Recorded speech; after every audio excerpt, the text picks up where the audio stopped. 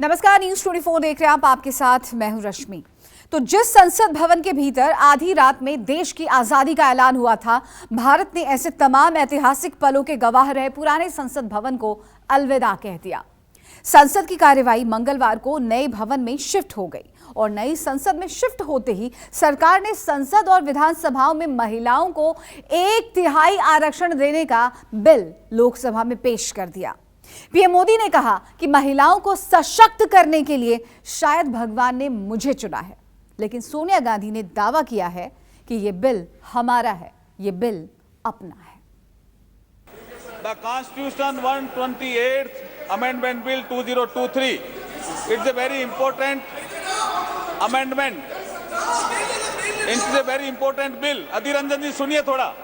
Article 239AA हम इसमें insert कर रहे हैं, जिसके माध्यम से 33% महिलाओं को रिजर्वेशन मिलेगा। किसमें? The national capital territory of Delhi. उसके बाद हम आर्टिकल 330A में अमेंडमेंट कर रहे हैं, जिसके माध्यम से लोकसभा में reservation of seats for schedule caste and schedule tribe जो प्रावधान पहले से है, उसी में ही हम 33% महिलाओं के आरक्षण की बात कर रहे हैं। एक आर्टिकल 332 है, जिसमें रिजर्वेशन जो दिया हुआ है इसमें असेंबलीज के लिए, उसमें भी स्टेट लेजिस्लेटिव असेंबली में 33% महिलाओं के लिए आरक्षण की व्यवस्था कर रहे हैं। ये बहुत इंपॉर्टेंट बिल है।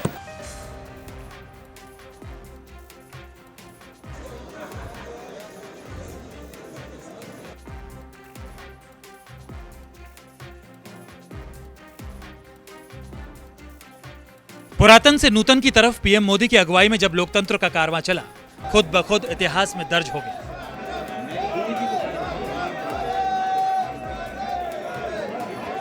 लेकिन इन तस्वीरों के साथ नई संसद की कार्यवाही भी ऐतिहासिक हो गई। नई संसद में जो पहला बिल पेश हुआ, वो आधी आबादी की हिस्सेदारी के तौर पर दर्ज हो गया।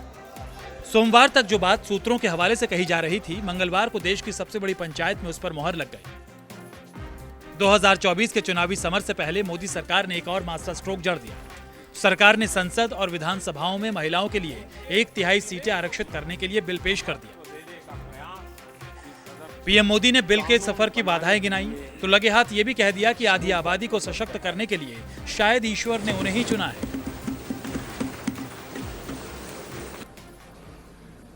अनेक वर्षों से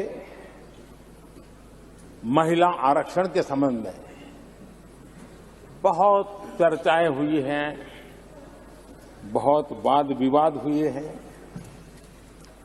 महिला आरक्षण को लेकर संसद में पहले भी कुछ प्रयास हुए हैं।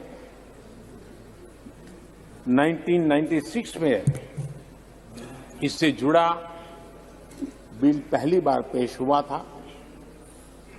अटल जी के कार्यकाल में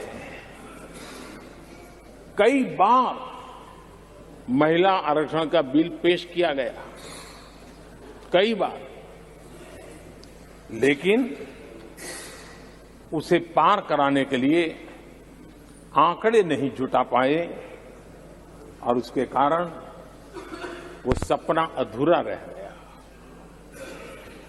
महिलाओं को अधिकार देने का, महिलाओं की शक्ति का उपयोग करने का वो काम, शायद ईश्वर ने ऐसे कई पवित्र काम के लिए मुझे चुना है। एक बार फिर हमारी सरकार ने इस दिशा में कदम बढ़ाया है। कल ही कैबिनेट में महिला आरक्षण वाला जो विधेयक है, उसको मंजूरी दी गई है। आज 19 सितंबर की ये तारीख इसीलिए इतिहास में अमरत्व को प्राप्त करने जा रहे हैं। लोकसभा में महिला आरक्षण बिल पेश होते ही कांग्रेस संसदीय दल की नेता सोनिया गांधी को शुक्रिया कहने के लिए महिलाओं का हुजूम उमड़ पड़ा, क्योंकि हाल ही में कांग्रेस कार्य समिति ने अपने प्रस्ताव में संसद के विशेष सत्र में महिला आरक्षण बिल को पारित करने की मांग की थी। सोमवार को पुरानी संसद की कार्यवाही के दौरान सोनिया गांधी के कहने पर अधीर रंजन चौधरी ने भी लोकसभा में महिला आरक्षण बिल पास करने की मांग की थी।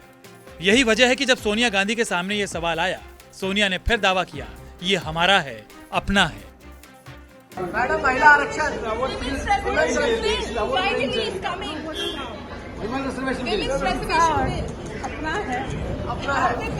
मोदी सरकार ने लोकसभा में महिला आरक्षण से जुड़ा जो बिल पेश किया है उसे नारी शक्ति वंदन अधिनियम का नाम दिया गया है। इस बिल में लोकसभा और विधानसभा में 33% सीटें महिलाओं के लिए आरक्षित करने का प्रावधान है। इसका मतलब ये हुआ कि अब लोकसभा और विधानसभा में हर तीसरी सदस्य महिला होगी। फिलहाल लोकसभा में 82 महिला सदस्य हैं और अगर इस बिल ने कानून की शक्ल ले ली तो लोकसभा में महिला सदस्यों के लिए 181 सीटें रिजर्व हो जाएंगी। लेकिन कांग्रेसियों का दावा है कि महिला आरक्षण बिल उनकी पार्टी का है, तभी तो जो बातें कांग्रेस संसदीय दल की नेता सोनिया गांधी ने कही, लोकसभा में कांग्रेस सांसद अधीर रंजन चौधरी ने भी वही बातें तारीख और अड़चनों के आंकड़ों के साथ दोहरा दी। हालांकि सत्ता पक्ष को कांग्रेस का ये दावा नागवार गुजरा। केंद्रीय गृह मंत्री ने अधीर रंजन चौधरी के दावे को झुठला दिया। लोकसभा में हंगामा हो गया। महिला आरक्षण 1989 में जब राजीव जी प्रधानमंत्री थे तब स्थानीय निकायों के चुनाव में उन्होंने 1/3 आरक्षण महिलाओं के लिए सुनिश्चित किया था। तत्पश्चात कांग्रेस की सरकारों ने लगातार प्रयास किया कि महिला आरक्षण का बिल पास हो। डॉक्टर मनमोहन सिंह की सरकार के वक्त जो ये बिल आया वो आज तक जीवित है, राज्यसभा में पास हुआ है। आपको ज्ञान है कि पूर्व कांग्रेस अध्यक्षा श्रीमती सोनिया गांधी ने पत्र भी लिखा था हमारे प्रधानमंत्री जी को, पत्र लिखा था।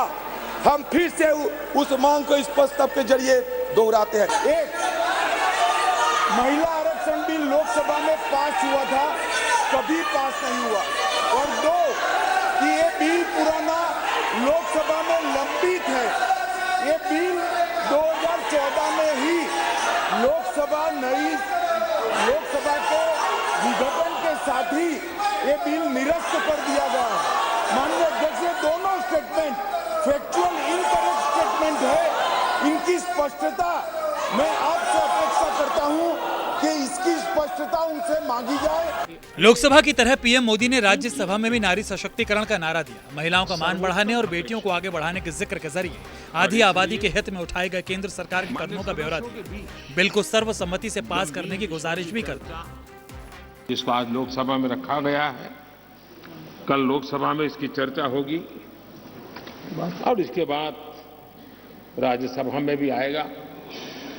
मैं आज आप सबसे प्रार्थना करता हूं कि एक ऐसा विषय है जिसको अगर हम सर्वसम्मति से आगे बढ़ाएंगे तो सच अर्थ में वो शक्ति अनेक गुना बढ़ जाएगी।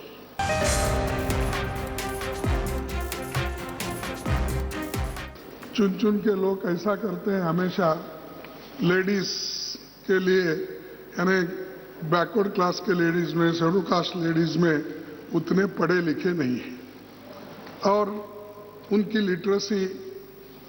लिटरेसी ये भी साक्षरता भी कम है। वो कम रहने के वजह से और सभी पॉलिटिकल पार्टियों का, मैं एक पार्टी बोल के नहीं बोलता, सभी पॉलिटिकल पार्टी की एक आदत है कि महिला बोले तो कमजोर महिला को दे देते हैं। But to make a sweeping statement that all parties choose women who are not effective is absolutely unacceptable. I speak on behalf of all our women.